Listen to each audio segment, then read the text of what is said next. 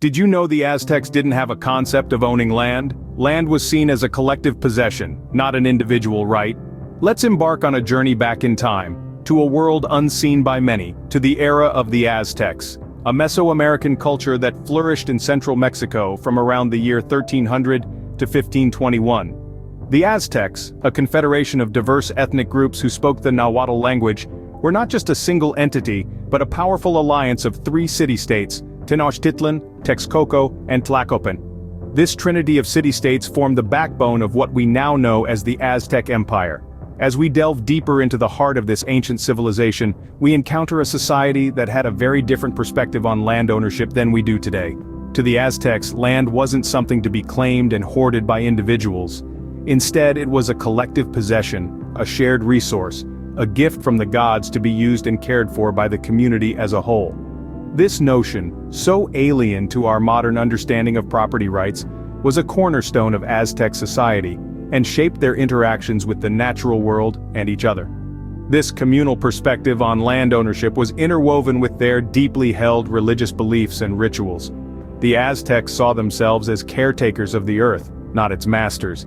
They believed the land was imbued with sacred energy, a divine essence that needed to be respected and preserved for future generations. The Aztecs had a unique way of viewing the world, and their concept of land ownership was just the beginning. The Aztec Empire was not a single homogeneous entity. It was a complex network of city-states, each with its unique culture and traditions. Picture this: in the heart of Mesoamerica, a mighty empire thrived from the 14th to the 16th centuries. This was not a monolithic entity, but rather a vibrant tapestry of diverse cultures and ethnic groups. This was the Aztec Empire, a confederation of three powerful city-states: Tenochtitlan, Texcoco, and Tlacopan. The Aztec Empire was a marvel of organization and governance. It expanded its reach not just through military conquest, but also through intricate trade networks that spanned vast distances. By the time it reached its apex in 1519, this empire had become a formidable force in the region, its influence felt far and wide. Now let's delve a little deeper into the ethnic makeup of this empire. It was far from being a homogeneous entity. Its inhabitants hailed from various ethnic groups, each contributing to the richness and diversity of the empire. They all shared a common language, Nahuatl, which acted as a unifying factor amidst this cultural diversity. The Nahuatl language was more than just a means of communication. It was the medium through which the Aztecs expressed their rich philosophical, mythological, and religious traditions. It was the language of their poetry, their songs, and their stories. It encapsulated the essence of the Aztec spirit. Despite the empire's might and grandeur, it was not an unchanging, rigid entity. On the contrary, it was a dynamic melting pot of cultures and traditions. New ideas were constantly being absorbed and integrated, leading to a constant evolution of the empire's unique cultural identity. The Aztec Empire was a melting pot of cultures and languages, a vibrant testament to their power and influence. In 1519, a new force arrived on the shores of the Aztec Empire, the Spanish conquistadors.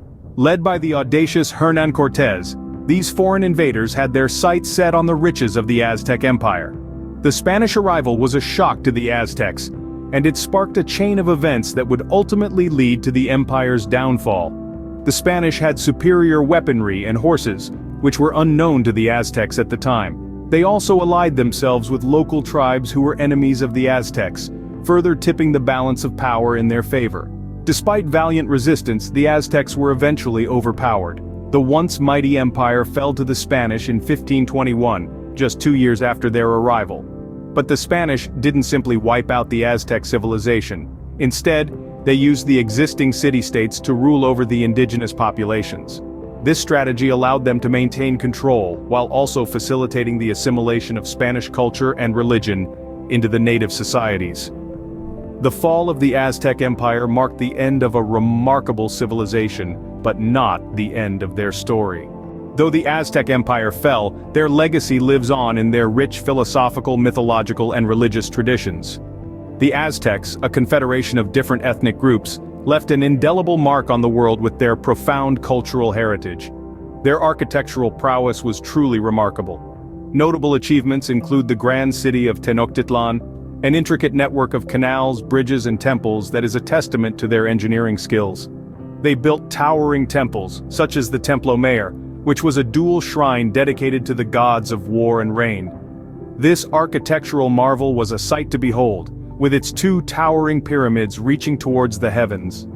The Aztecs were also renowned for their artistic flair.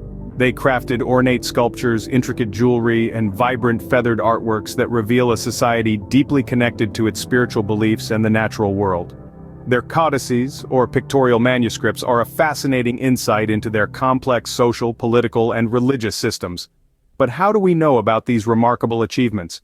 We owe much of our understanding to archaeological evidence, indigenous writings, and Spanish accounts.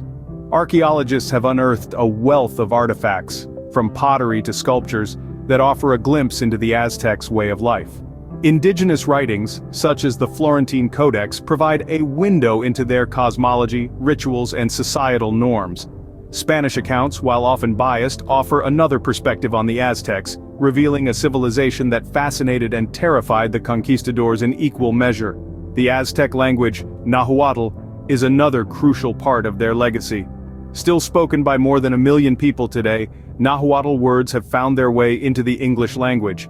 Ever enjoyed a chocolate treat? Well, you can thank the Aztecs for that, as chocolate comes from the Nahuatl word Zocoatl. The Aztecs may be gone, but their mark on history is indelible. So why not delve deeper into the intriguing world of the Aztecs? Who knows what mysteries you might unravel?